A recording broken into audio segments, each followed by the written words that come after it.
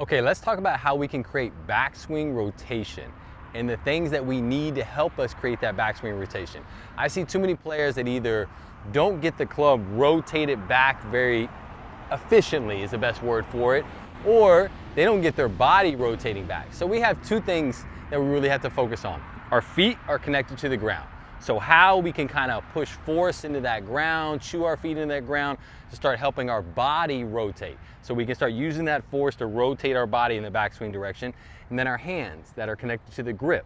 How can our hands, our fingers, like almost become alive to a point where our hands can start to put force into this grip, start to rotate and move it up the arc.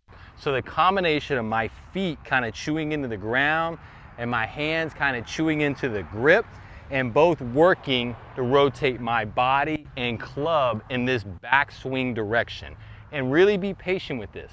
Try to figure out what it feels like to create that force from the ground and from the handle that starts to rotate this club in the backswing direction. If we can do this efficiently, and we're not having to use a lot of body to rotate the club, and we're actually getting some efficient rotation to the club as we go back, it makes everything on the way down a lot easier to line up.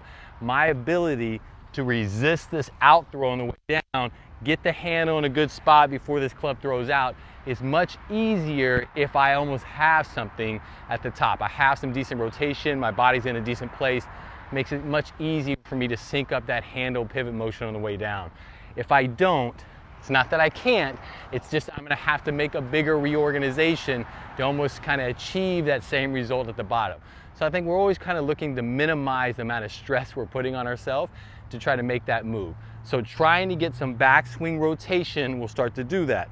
So just start to slowly feel, again, feet and hands start to chew into the ground, start to chew into the handle, set up to the ball. I have it on a tee right now because I want the club hovered in the air. Makes it easier for me to kind of spatially feel the weight of the club.